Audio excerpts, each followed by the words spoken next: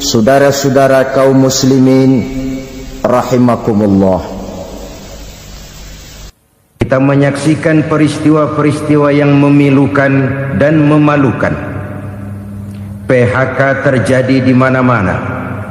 Pengangguran meningkat, harga-harga membumbung tinggi, daya beli rakyat semakin lemah. Sementara di bidang politik, kejadian-kejadian memberikan indikasi bahwa persatuan dan kesatuan kita sebagai bangsa dewasa ini tengah berada dalam ujian yang berat. Pada jumpa kita kali ini, tanpa bermaksud untuk mencari kambing hitam dari bencana yang kita hadapi, saya ingin menyampaikan sebuah hadis yang diriwayatkan oleh Imam At-Tabarani dari Ibnu Abbas bahwa Rasulullah sallallahu alaihi wasallam bersabda, khamsun bi khamsin, ada 5 perkara yang dapat menimbulkan 5 macam bencana.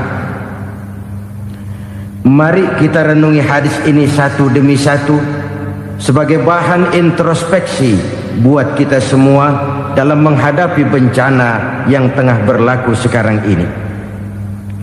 Yang pertama, ma naqasa qaumul ahda illa sullita alaihim aduwwuhum. Apabila suatu kaum sudah mengingkari janjinya, maka mereka pun akan dikuasai oleh musuh-musuh mereka. Sederhana saja nampak kalimat dalam hadis ini. Apabila orang sudah mengingkari janji, mereka akan dikuasai oleh musuh-musuh mereka sendiri.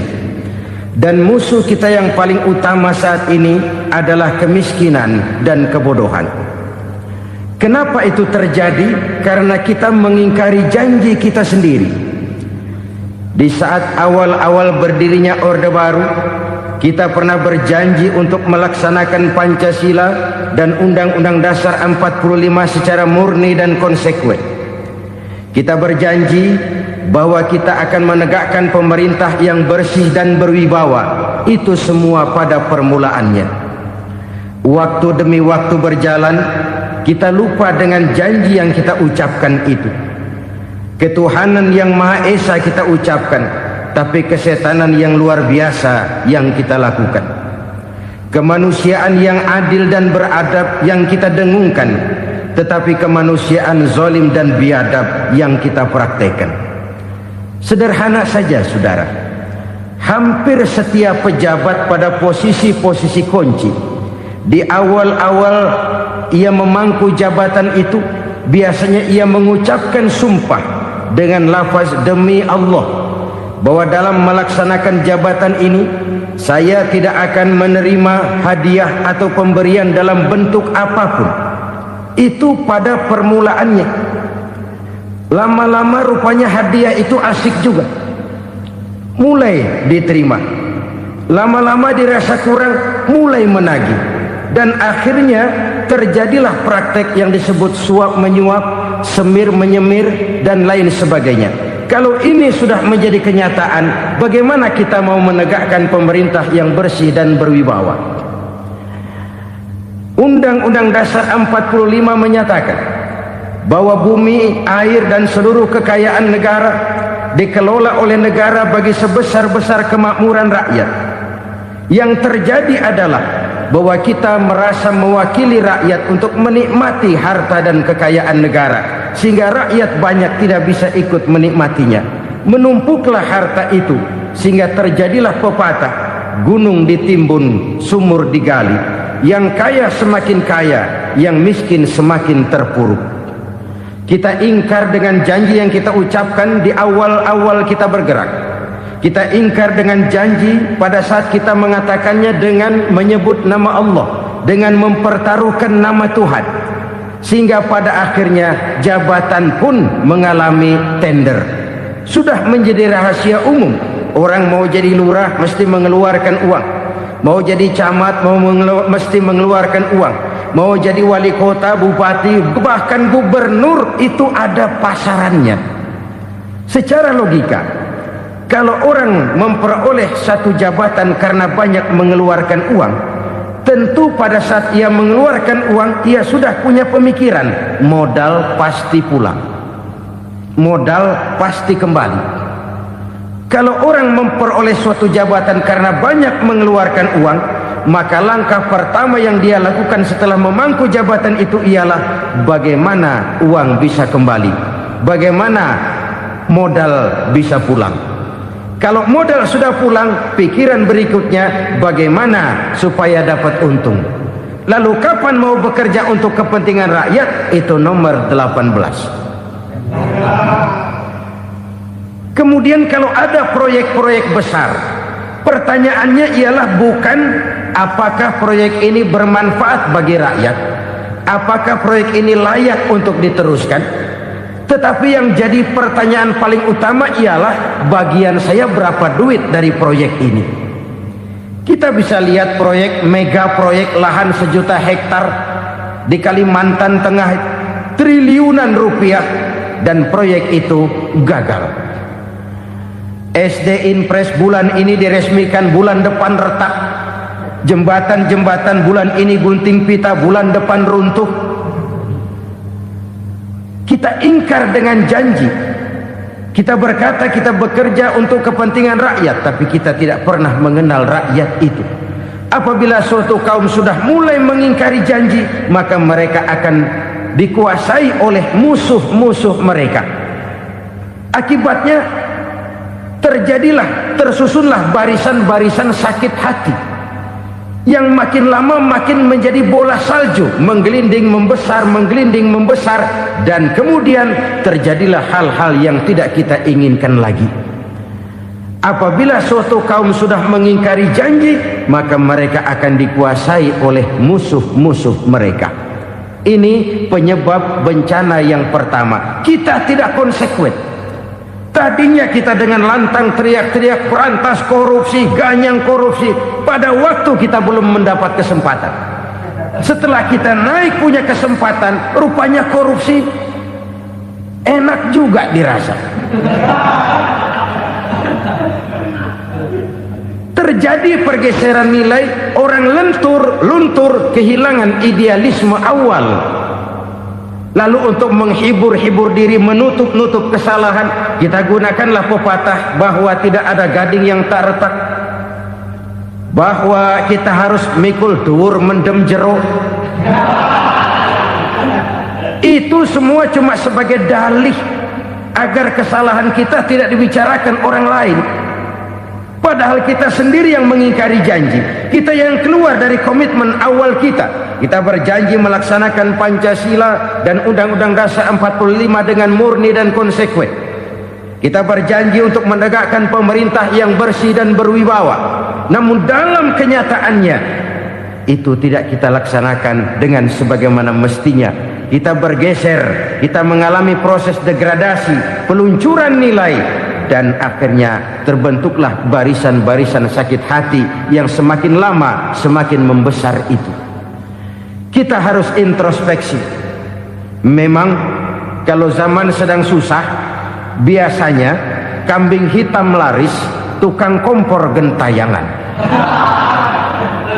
Itu dari dulu selalu mencari kambing hitam. Karena itu kita tidak bicara orang, kita tidak bicara siapa yang salah, kita bicara sistem, dan sistem itu bisa mengena siapa saja.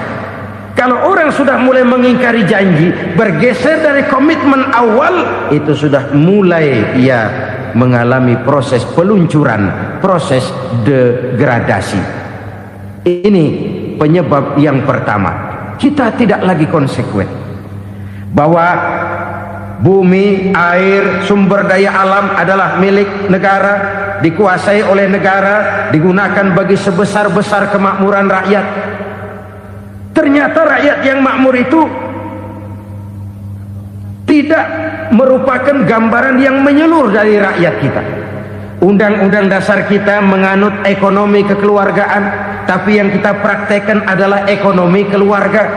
Kalau bukan keluarga nggak dapat proyek. Kalau bukan keluarga nggak dapat macam-macam. kekeluargaan kita rubah menjadi keluarga, timbullah penyakit nepotisme. Kita bergeser, kita ingkari janji, dan kita anggap kita atasnamakan rakyat. Rakyat cuma sekedar jadi address, rakyat cuma sekedar jadi alamat, tetapi kehidupan mereka tidak banyak berubah dan tidak banyak terangkat. Kaum muslimin rahimakumullah, ini penyakit yang pertama, penyebab bencana yang pertama. Yang kedua, kata Nabi, wa ma hakamu bighairi ma anzalallah, apabila hukum yang diterapkan sudah tidak lagi bersumber dari hukum Allah, illa fasha fihimul faqru, maka akan bertebaranlah kemiskinan di mana-mana. Ini artinya apa? Apabila hukum tinggal sebuah stempel, apabila hukum sudah diatur menurut kepentingan, apabila hukum sudah tidak lagi ditegakkan secara adil, maka kemiskinan merambah di mana-mana. Hukum diatur menurut selera orang yang sedang berkuasa, maka yang benar bisa jadi salah, yang salah bisa jadi benar. Hukum dalam kenyataan hidup berlaku seperti pisau. Pisau itu kan saudara lihat, yang namanya pisau dimanapun itu tajamnya ke bawah, ke atas tumpul. Kalau hukum itu, kalau untuk rakyat, hukum itu tajam bukan main, cepat sekali dilaksanakan. Tapi giliran menengah ke atas, yang gedean dikit berbuat salah, hukum tumpul.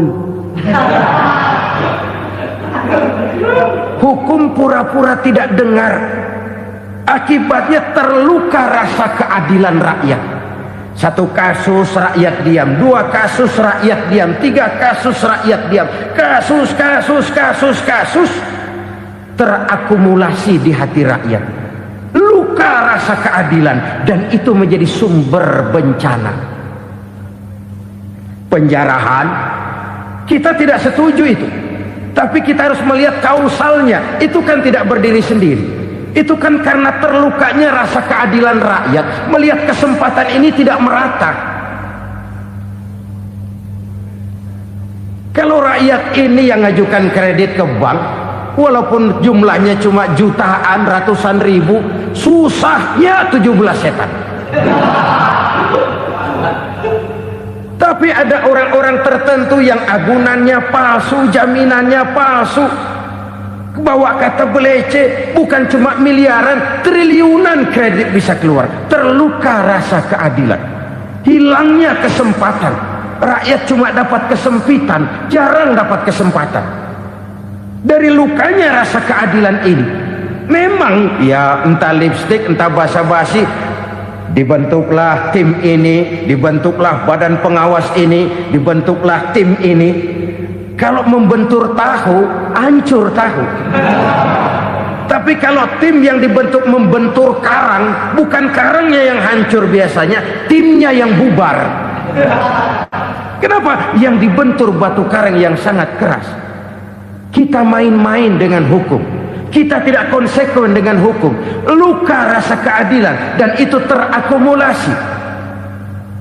Edi Tamsil, rakyat tahu, terakumulasi, menguap begitu saja. Kasus-kasus lain rakyat tahu, menguap begitu saja. Ketidakadilan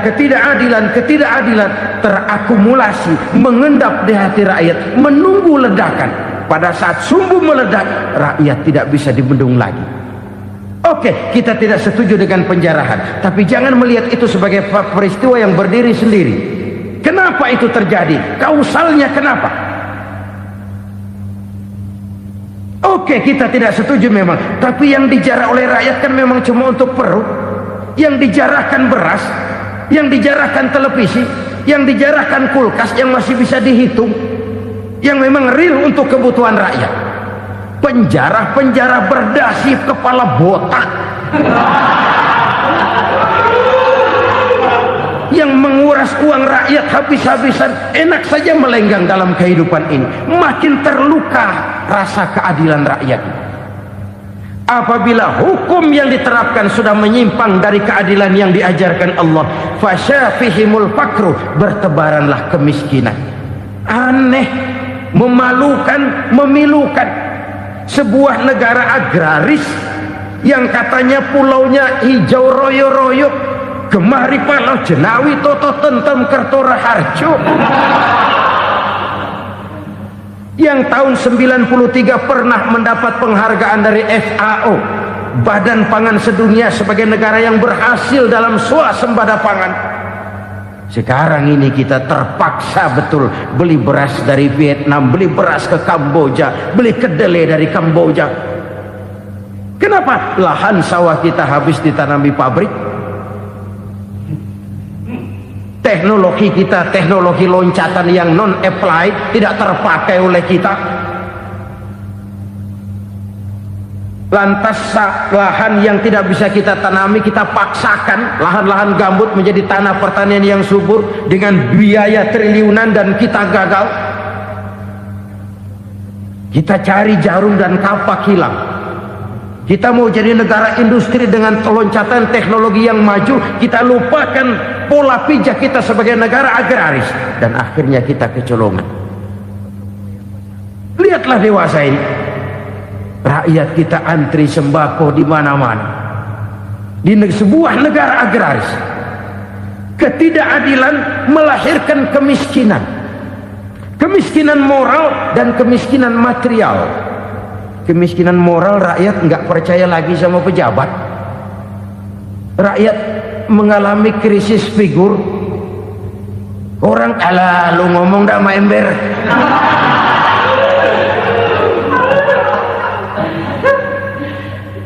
Penataran yang menghabiskan biaya miliaran itu melahirkan pejabat-pejabat korup. Pengawasan yang menghabiskan biaya miliaran itu ternyata impoten, mandul. Kemiskinan moral. Jujur saya berkata, saudara-saudara, setelah pintu reformasi dibuka, itu yang masuk memang macam-macam. Ada yang memang punya tujuan murni, konsekuen dan punya konsep. Ada yang nunggu di tikungan, begitu mobil lewat nyamber pintu, berangkat ikut reformasi. Ada yang memanfaatkan momentum, mumpung, untuk nyampein unek-unek, ngerti nggak, pokoknya ngomong. Sehingga keadaan semakin rancu, kebingungan semakin menjadi-jadi, masalah yang paling urgen tidak terselesaikan. Sekarang ini orang berpikir mendingan jadi pala ular daripada jadi buntut macan. Buntut macan memang hebat macan, tapi kalau buntutnya cuma ugel-ugel di belakang buat apa? Mendingan jadi pala ular, kecil juga nyaplok. Artinya ya biar kecil juga kalau punya partai kan gagah. Lalu rame-rame bikin partai kayak bikin arisan.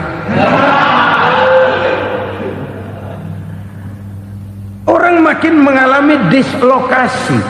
Semua mau jadi pahlawan, semua mau nomor satu, semua ngomong. Iya kalau bidangnya, kalau bukan makin rancu. Marilah lewat kesempatan ini saya mengajak kita untuk tahu diri. Biarkan politisi ngomong politik, biarkan ekonom menata ekonomi, biarkan praktisi bicara soal hukum, biarkan rakyat munajat, istighfar, mohon pertolongan Allah. Tahu diri kita. Kalau memang ayam, kukuruyuk aja dah. Kalau memang kucing, ayo ngeong. Kalau kambing, silahkan ngembe. Udah tahu ayam, ngeong bunyinya. Suaranya palas, orang nggak ngerti, bingung, makin menjadi-jadi. Ibarat kesebelasan sepak bola bangsa kita sekarang ini, rame-rame mau bikin gol, kiper ikut nyerang sekarang. Memilukan dan bahkan memalukan.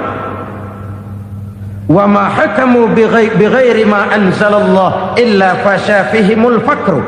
Kalau hukum yang diterapkan sudah menyimpang dari keadilan yang diajarkan Allah, bertebaranlah kemiskinan di mana-mana. Coba sekarang ini yang punya duit bingung, apalagi yang kagak punya duit. Yang pengusaha gede ngeluh, apalagi yang pengusaha pas-pasan. Yang kagak punya beras, yang punya beras saja masih bingung, apalagi yang nggak punya beras. Ini sudah demikian merata. Dulu kita kagum mendengar konglomerat kelas buadah, kelas-kelas yang seakan-akan cuma ada dalam khayalan mereka, punya kekayaan miliaran dolar, triliunan. Sudahlah, seolah-olah nggak terjangkau sama kita. Weh, ternyata yang gede-gede itu juga gede utangnya. Dan rontok satu demi satu. Ternyata rakyat selama ini cuma dialamatkan, cuma dijadikan address.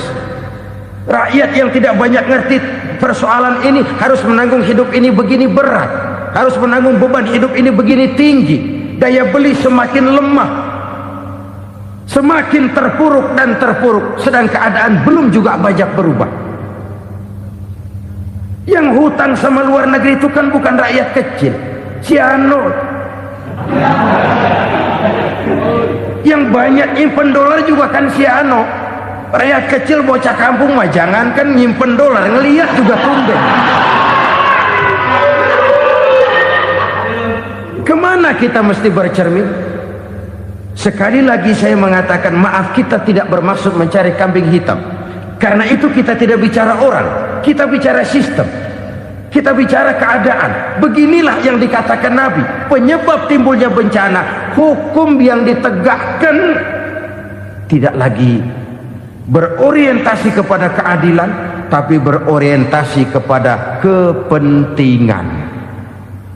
Akhirnya bentuk hukum seperti pisau, tajam ke bawah, tumpul ke atas. Hukum cuma buat rakyat kecil, tetapi kelompok menengah ke atas kadang-kadang kebal dari perlakuan hukum. Maka bertebaranlah kemiskinan. Iya, kemiskinan moral berupa lukanya rasa keadilan. Kalau rasa keadilan terluka, orang kan nunggu kesempatan, saudara. Iya, dia nggak bisa ngomong, iya, dia nggak sanggup action, iya, dia nggak bisa tunjuk rasa, tapi hatinya kan, kapan ada kesempatan, kapan ada waktu, tunggu.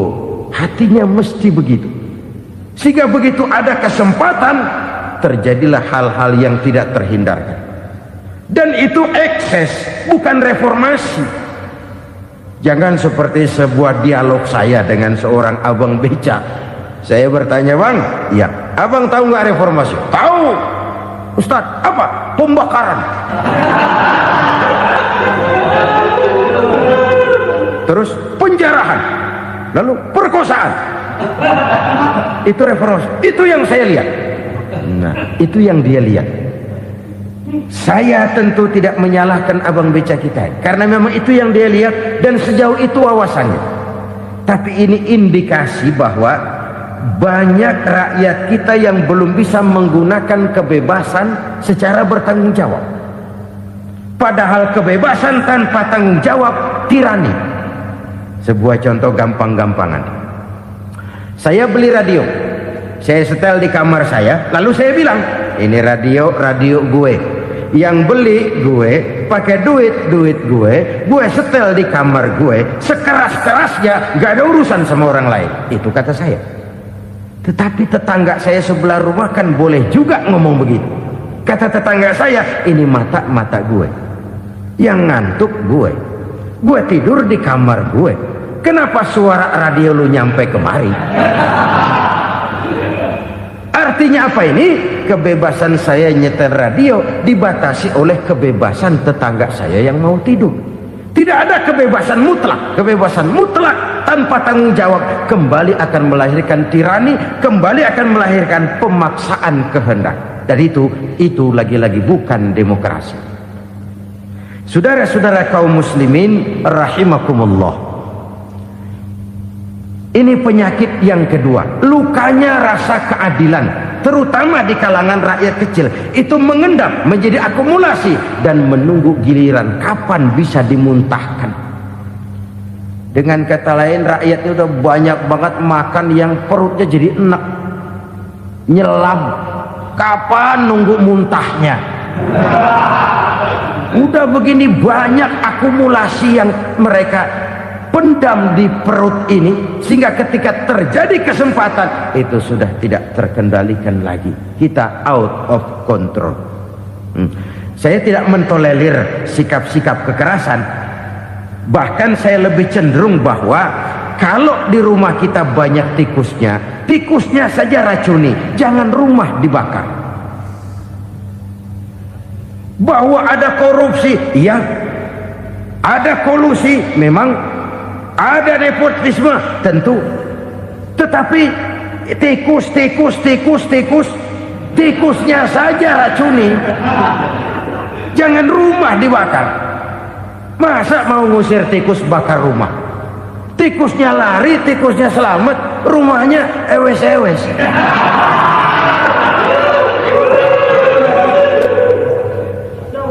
Tikus selamat, rumah nggak punya, masalah nggak terselesaikan dengan sebagaimana yang kita harapkan.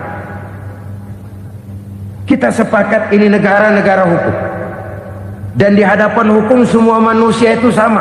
Itu prinsip yang diajarkan Allah. Al-musawat bainan nas fi takalifil ahkam. Semua manusia sama dalam berhadapan dengan hukum Allah Subhanahu wa taala. Kalau hukum sudah pandang bulu, itu jelas yang enak yang banyak bulunya. Siapa yang banyak bulunya? Monyet.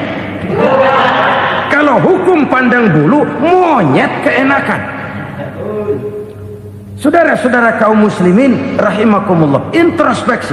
Mari kita bercermin bagaimana perjalanan hukum selama ini. Kalau introspeksi ini kita temukan, lalu ada upaya untuk memperbaiki diri. Jangan menggunakan tak ada gading yang tak retak, mikul duwur mendem jero untuk menutup-nutupi kesalahan orang. Padahal kesalahan itu sedemikian besar. Padahal rakyat kita tiap hari antri sembako.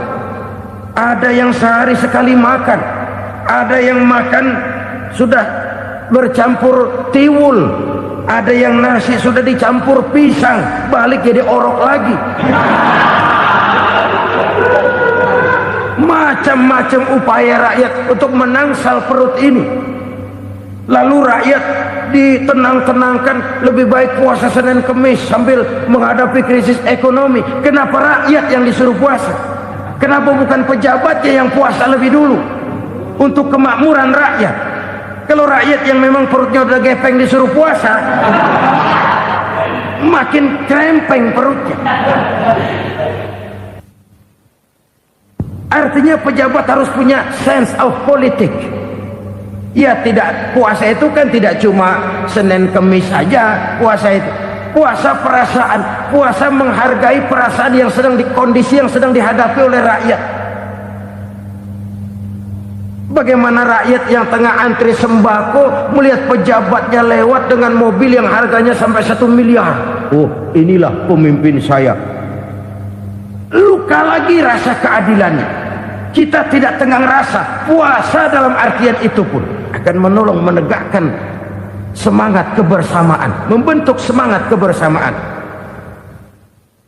Saudara-saudara kaum muslimin rahimakumullah, penyebab bencana yang ketiga dikatakan oleh baginda Nabi, wala dhaharat fihimul fahishatu illa fasha fihimul maut. Apabila kekejian telah merajalela, maka maut bertebaran di mana-mana. Kita renungi butir kalimat dalam hadis ini. Apabila kekejian telah merajalela, maut bertebaran di mana-mana. Begitu murah arti sebuah kehidupan. Penjarahan untuk hal-hal yang kecil tapi sampai mengorbankan nyawa. Apabila kekejian sudah terjadi di mana-mana, maut pun bertebaran. Maut dalam arti berpisah ruh dengan jasad, tapi juga maut dalam arti orang bisa mati karirnya, orang bisa mati usahanya, orang bisa mati kesempatannya karena perbuatan-perbuatan keji yang selama ini tidak terbendung. Lahirlah teori mafia. Siapa yang kuat dia yang berkuasa. siapa yang lemah dia menjadi mangsa. Proyek-proyek besar yang menang tender itu ya dari itu ke itu saja. Yang pengusaha-pengusaha tidak punya koneksi, tidak bisa bayar komisi, dapat proyek tetelan. Ada dagingnya dikit, namanya juga tetelan. Dagingnya sudah habis disantap oleh meja. Sekian puluh meja dilalui, sekian puluh amplop dikeluarkan. Sehingga yang akhirnya ya tinggal tetelan itu tadi. Maka kualitas pekerjaan pun sudah bukan lagi jadi masalah. Demikianlah mafia-mafia ini bermunculan di mana-mana. Di pengadilan terkenal mafia pengadilan. Hukum bisa dibeli, hukum bisa dipesan menurut kebutuhan sponsor. Mafia peradilan, mafia politik, mafia ekonomi, bahkan mafia agama yang menggunakan agama sebagai kedok, menggunakan agama sebagai dalih, menggunakan agama sebagai topeng untuk melancarkan maksud-maksud politiknya pun tidak tertutup kemungkinan. Apabila kekejian telah merajalela, maut bertebaran di mana-mana. Korupsi, kolusi, nepotisme itu bagian dari kekejian. Kita selama ini kalau mendengar maksiat, itu yang terbayang cuma judi, mabuk, zina. Ya itu maksiat. Tapi korupsi, kolusi, nepotisme itu juga maksiat dalam bentuk lain. Kalau ini sudah bertebaran, maka maut terjadi di mana-mana. Jangan bayangkan cuma mati orangnya, itu sih kewajiban. Yang menyakitkan itu orangnya masih hidup tapi dibikin mati, karirnya mati. Kenapa? Karena yang diperlukan bukan cuma orang pinter tapi orang taat. Biar pinter, kalau nggak taat minggir. Biar bodoh, kalau taat bisa nyenangin atasan, bisa nyemur. Kumaha juragan wae aya nama. Itu yang kadang-kadang dapat penghargaan. Tidak ada prestasi kerja kecuali bikin senang orang di atas. Kita lihat di desa-desa jalan rusak. Kalau ada berita pejabat anak mau turun, jalan rata sekali. Sampai tanah dari mana aja dikeruk buat ngeratain tuh jalan. Pejabat pulang legok lagi jalanan. Katanya kita kerja buat rakyat, nyatanya kita cuma melayani atasan. Kenapa? Terjadi lingkaran setan. Seperti kata lagu Dul Sumbang itu. Mahasiswa takut sama dosen, dosen takut sama dekan, dekan takut sama rektor, rektor takut sama menteri, menteri takut sama presiden, presiden takut sama mahasiswa. Muter balik lagi, lingkaran setan, lingkaran setan. Saudara-saudara kaum muslimin rahimakumullah, kekejian yang merajalela, praktek-praktek mafia yang tertuang dalam kehidupan sehari-hari menyebabkan orang mati karirnya, jasad masih hidup, karir mati, itu menyakitkan. Mati bisnisnya. Rakyat kecil pernah senang ketika cengkeh booming, harganya bagus, rakyat banyak yang pergi haji. Lalu mau ditata, lahir tata niaga cengkeh, malah amburadul. Harga cengkeh jatuh, petani cengkeh kecil menjerit. Siapa yang untung? Segelintir orang. Masihkah kita pakai atas nama rakyat untuk kepentingan nasional, padahal yang nyanyi cuma segelintir orang? Masihkah kita mau bohongi rakyat ini dengan mobil nasional tapi bikinan Korea? Masihkah kita mau bermain verbalisme, bermain kata? Ini sebuah masa lalu yang tidak perlu terulang lagi untuk masa-masa yang akan datang. Kekejian merajalela, orang mati karir, bisa mati usaha, mati bisnis. Usahanya maju, dirangkul, hancur. Usahanya maju, dipukul, hancur, tenggelam. Bahkan yang memilukan dan memalukan badan-badan usaha milik negara itu dikebiri sedemikian rupa sehingga tidak menghasilkan hal-hal yang bermanfaat buat negara. Saudara-saudara kaum muslimin rahimakumullah, kalau nafsu yang sudah mengatur itu semua, maka kekejian pun merajalela. Orang sudah pakai teori mafia, yang kuat dia yang menang, yang kuat dia yang berkuasa, yang lemah silakan minggir di sudut-sudut kehidupan. Kalau kekejian seperti ini merajalela, maut bertebaran di mana-mana. Banyak orang mati karirnya, banyak orang mati usahanya, banyak orang mati imajinasinya. Sekarang ini dalam dunia seni, yang banyak karyawan seni, bukan seniman. Seniman itu kan dilahirkan, lain seniman, lain karyawan seni. Sekarang yang banyak karyawan seni, bukan seniman. Mati karier, mati imajinasi, mati improvisasi, sehingga kehidupan persis sinetron. Sinetron itu yang kita lihat rumah mewah, yang kita lihat rumah bagus, gak pernah kita lihat di sinetron kita ini rakyat antri sembako. Kita dijejali hal-hal yang indah, yang wah, yang membuat kita tenggelam dalam gaya hidup instan, tenggelam dalam gaya hidup wah. Kita lupa dengan realitas keseharian di tengah-tengah masyarakat kita. Lahirlah kelompok-kelompok selebritis, dibesarkan oleh berbagai media. Selebritis pilek aja masuk koran, pilek.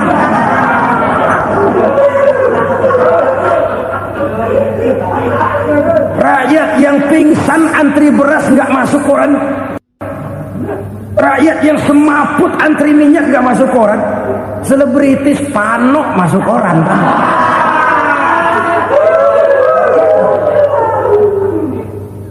Kita besarkan hal-hal kecil, kita kecilkan hal-hal besar. Karena apa? Kita mengejar oplah, kita profit oriented, tidak lagi berorientasi kepada realitas hidup yang kita hadapi ini. Kalau kekejian sudah merajalela, kata Nabi, maka maut bertebaran di mana-mana. Maut dalam artian maut, coba lihat sekarang begitu murah nyawa. Karena 1000 perak orang mau nusuk bunuh. Karena beras seliter orang khilaf, begitu murah kehidupan. Tapi kekejian dalam bentuk korupsi, kolusi, nepotisme, kekejian dalam bentuk itu mematikan karier, mematikan bisnis, mematikan imajinasi, mematikan kreativitas. Itu juga maut dalam bentuk lain akibat kekejaman lain. Ini penyebab yang ketiga. Yang keempat, penyebab bencana menurut baginda Rasul, wala tuffiful mikyala illa muni'un nabat. Apabila timbangan sudah dicurangi, maka tercegahlah tumbuh-tumbuhan. Apabila timbangan sudah mulai curang, maka terjadilah musim paceklik. Apabila bisnis sudah bergaya mafia tadi itu, kecurangan-kecurangan terjadi, tender di balik pintu, yang dimenangkan cuma kelompok-kelompok yang bisa memberikan presentasi yang besar, muni'un nabat, terjadilah paceklik. Paceklik, panen gagal, wereng ya wereng, kemarau panjang, it's okay, air sulit, iya, tetapi kan semua itu ada yang ngatur. Kemarau ada yang ngatur, belalang itu ada yang ngatur, air itu juga ada yang ngatur. Yang ngatur itu yang serba maha. Kalau ia murka melihat kecurangan timbangan, Allah itu kalau murka kan gampang saja, tinggal komandoin balang, lang, hancurin tuh sawah. Konvoy belalang, konvoy. Allah tinggal ngutik angin El Nino. Mampir lo ke Indonesia, hujan nggak turun-turun, kemarau panjang. Jadi kalau musim kemarau kan namanya anginnya El Nino. Kalau musim hujan anginnya namanya La Nina. Cakep namanya, kejem orangnya. Saudara lihat Cina sekarang sedang kena La Nina, banjir besar, ribuan orang meninggal. Dia mah ribuan mati kagak berasa, rakyatnya miliaran. Bangladesh lagi ngalami La Nina, India lagi ngalami La Nina. Angin, hujan, kemarau, belalang itu kan ada yang ngendaliin. Kuncinya bukan di belalangnya, kuncinya bukan di peredaran matahari berputar, kuncinya di atas yang mengatur semua itu. Kalau timbangan sudah mulai curang, pengusaha sudah nggak mau jujur, apa nggak bikin perut jadi mual? Begitu rakyat antri sembako pingsan nggak dapat beras, sementara beras ditumpuk-tumpuk sampai membusuk. Kemana hati nuraninya? Kemana akal pikirannya? Kemana mereka yang berbuat atas nama rakyat tapi melihat rakyat susah tidak tergerak hatinya? Apabila timbangan sudah mulai dicurangi, bisnis sudah mulai melenceng, maka terjadilah paceklik. Sebuah negara yang berhasil dalam swasembada pangan, lalu sekarang menjadi negara yang rakyatnya antri untuk memperoleh kebutuhan pangan. Saudara-saudara kaum muslimin rahimakumullah, ini intinya adalah kecurangan. Kalau kecurangan sudah terjadi di mana-mana, dan ini milik siapa saja, bukan soal tempat, bukan soal jabatan, soal manusianya, SDM-nya. Kecurangan tidak cuma terjadi di kantor, di masjid bisa terjadi kecurangan. Korupsi tidak hanya bisa terjadi di kantor, di madrasah bisa ada korupsi. Faktor manusianya, ini soal SDM. Kecurangan yang besar tentu besar lagi kerugiannya. Kecurangan yang kecil, kecurangan sehari-hari, pedagang-pedagang kecil ngurangi timbangan, barang yang buruk dikatakan baik, yang baik dikatakan buruk, itu merugikan perorangan. Kecurangan yang besar merugikan bangsa dalam bentuk total, dalam bentuk seutuhnya. Nah, kecurangan-kecurangan seperti ini rakyat kan lihat, rakyat kan tahu, dan itu kembali terakumulasi di sini, pegel. Dan jangan lupa, rakyat yang nggak ngomong itu, rakyat yang nggak bersuara itu, batinnya menjerit, jeritannya menggoncang aras, dan itu didengar Allah. Yadullah fauqal jamaah, kata Nabi, tangan Tuhan di atas orang banyak. Jeritan hati rakyat menggoncang aras. Rakyat yang terlalu banyak dizolimi, rakyat yang terlalu banyak dirugikan, ya rakyat yang terlalu banyak di atas namakan, menjerit batinnya, menggoncang aras, dan Allah bisa menggerakkan apa saja untuk membuat satu situasi. Allah bisa menggerakkan apa saja untuk membuat satu situasi. Saudara-saudara kaum muslimin rahimakumullah, ini faktor yang ketiga, timbulnya kecurangan.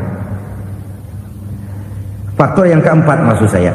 Yang kelima, penyebab timbulnya bencana menurut baginda Nabi, wala muni'uz zakat wala muni'uz zakat illa hubbisa anhumul qatr. Apabila zakat enggan dibayar, maka tercegahlah qatrun. Qatrun ini kalau bahasa kita sembako. Maka tercegahlah kebutuhan-kebutuhan yang kita perlukan.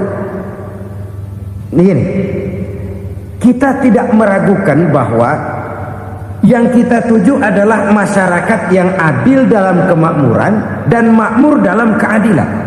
Nah, antara kemakmuran dan keadilan ini memang sering tidak bisa berjalan seiring. Pada saat kemakmuran kita kejar, ekonomi kita pacu, ada nilai-nilai keadilan yang tertinggal. pada saat nilai keadilan kita tegakkan benar-benar, ada unsur-unsur kemakmuran yang terabaikan. Oke, kita bisa mengatakan kasus. Oke, kita bisa mengatakan itu sebagian kecil. Tapi kalau sebagian kecil, lama-lama kan jadi sebagian besar.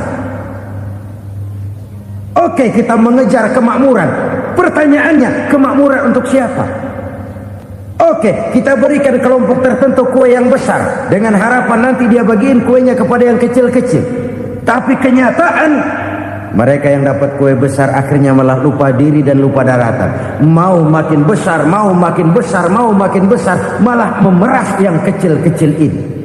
Sekarang kan yang kecil modali yang besar. Ramai-ramai buka bank, ternyata kamuflase. Uang banknya untuk kredit perusahaannya sendiri. Nasabahnya rakyat kecil. Artinya apa? Rakyat kecil disuruh modalin orang yang udah gede. Ini kan sumber geledek urusan.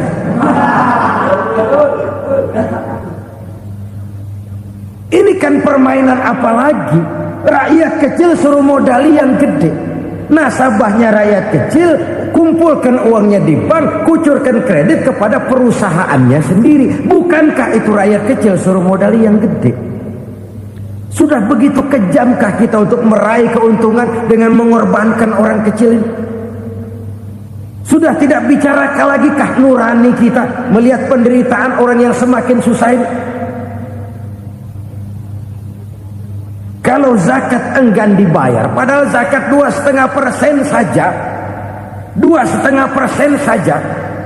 Kalau itu pun enggan, kalau zakat saja enggan, bagaimana pula yang namanya sodako, bagaimana pula yang namanya infak, bagaimana pula yang namanya santunan, bantuan. Kadang-kadang lipstick nyumbang si nyumbang, cuman nyolongnya lebih gede.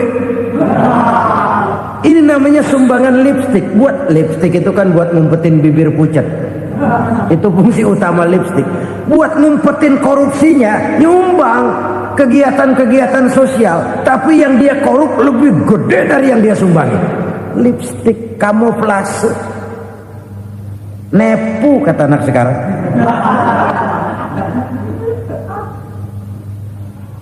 Saudara-saudara kaum muslimin rahimakumullah. Demikian berat kewajiban zakat ini sampai di zaman Sayyidina Abu Bakar pernah keluar komando perangi orang yang enggan membayar zakat. Perangi. Karena fungsi zakat adalah menjembatani antara si kaya dengan si miskin. Bahwa ada kemiskinan itu Qur'ani. Allah menyatakan, aku melebihkan rezeki sebagian kamu dari yang lain. Ini kan kesenjangan. Allah melebihkan rezeki sebagian kamu dari yang lain. Ada itu. Tetapi itu berjalan secara nature. Nah, kalau direkayasa, yang kaya semakin kaya, yang miskin semakin terpuruk, yang sudah besar dapat proyek besar, yang kecil dapat tetelan. Ini kan rekayasa namanya. Kesenjangan yang direkayasa ini yang kita harus kikis. Nah, fungsi zakat menjembatani dari sisi sosial. Dari sisi pribadi, Nabi berpesan, zakku amwalakum biz zakat. Bersihkan hartamu dengan zakat. Sekarang ada istilah nyuci uang. Uang hasil korupsi itu bisa dicuci, dijadikan uang bersih. Bukan pakai rinso, bukan. Pakai politiknya koruptor, diolah sedemikian rupa sehingga jadi uang resmi. Sudah memutik, itu termasuk yang disebut kejahatan kerah putih, white collar crime. Kejahatan kerah putih, kejahatan pakai dasi, kejahatan kelas kakap. Makanya orang mendingan goblok kagak bener daripada pinter kagak bener. Goblok kagak bener itu gampang ngurusinnya. Pinter kagak bener, ini yang berabe bener ngurusinnya.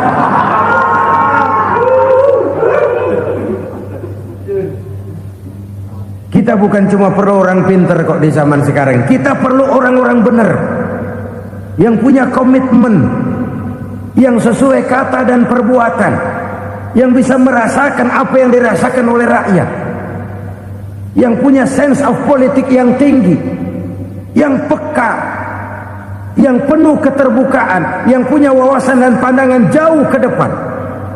Dari sisi pribadi, zakat itu membersihkan harta kita.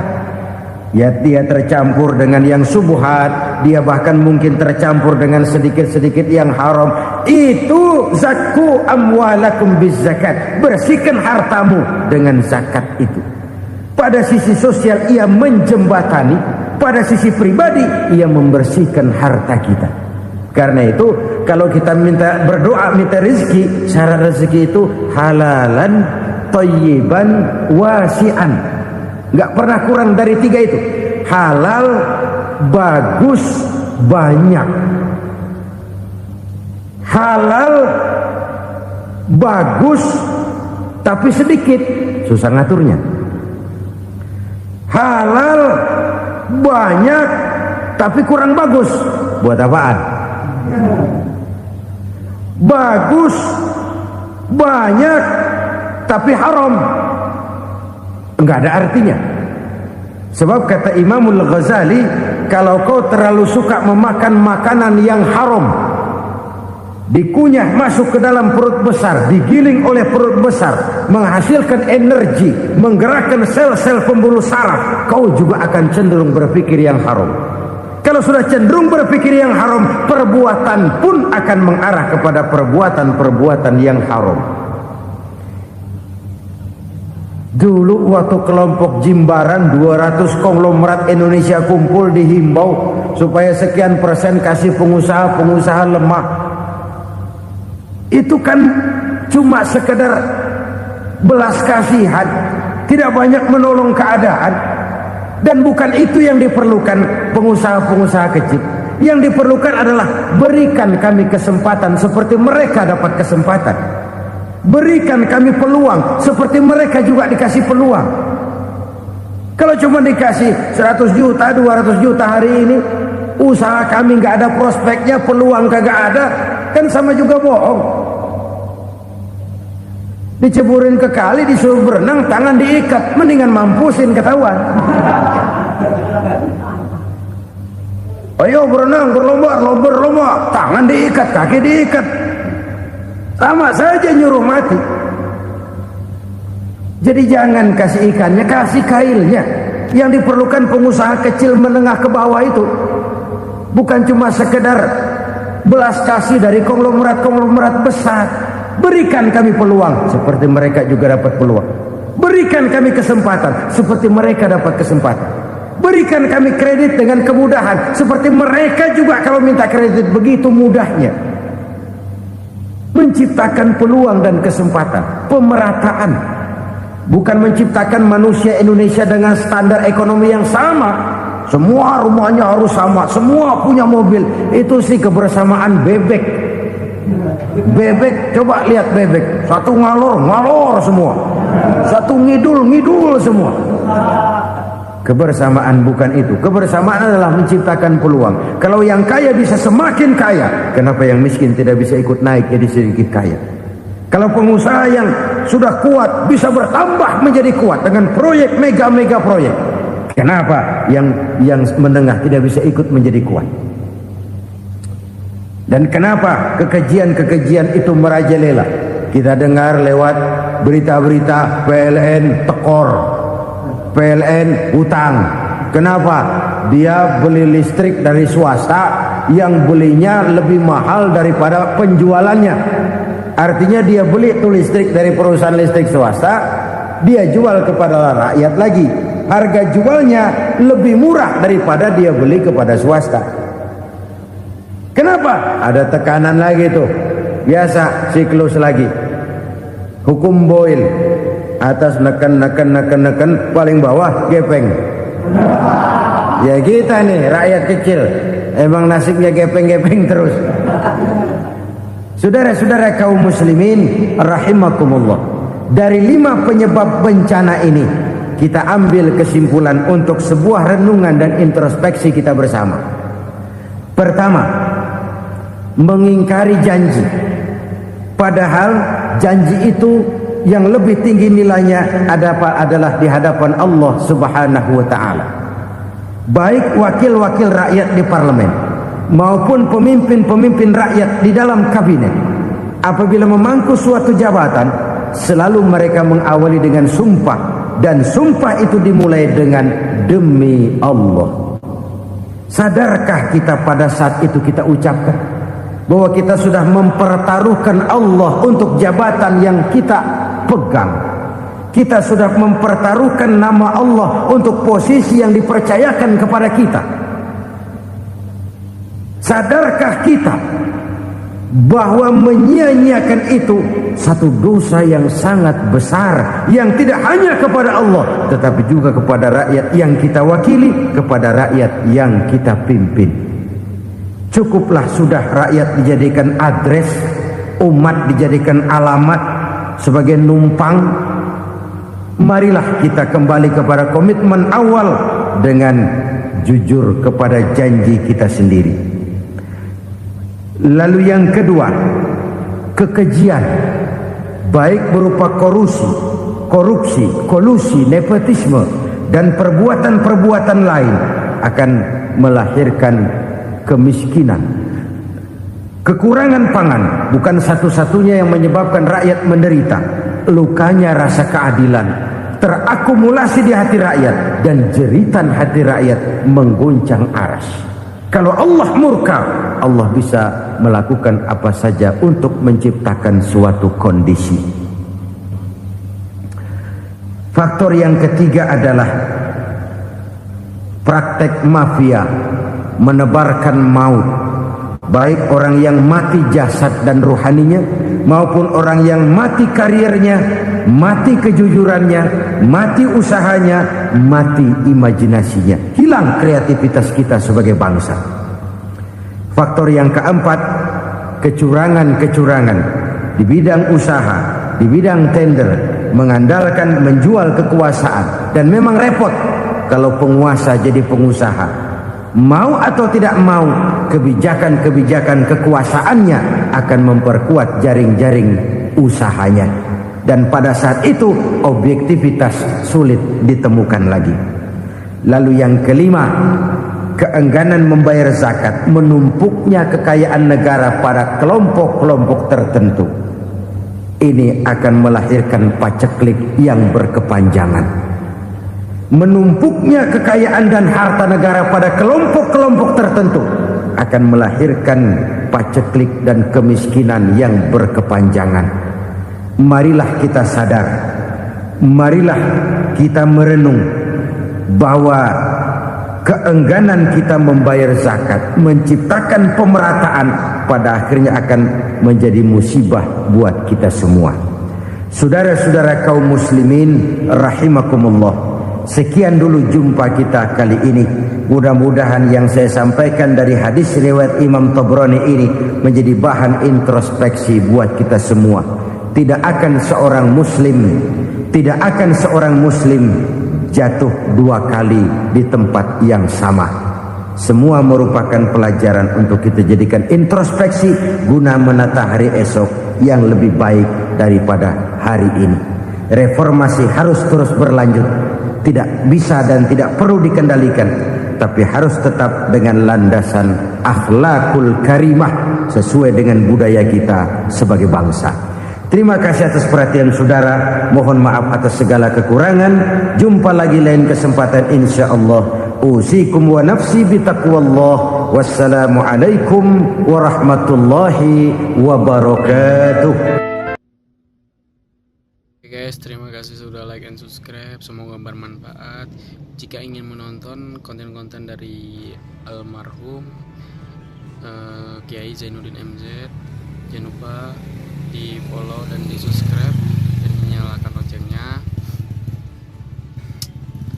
Dan sampai ketemu di konten berikutnya ya. Oke, bye bye. Wassalamualaikum warahmatullahi wabarakatuh. Semoga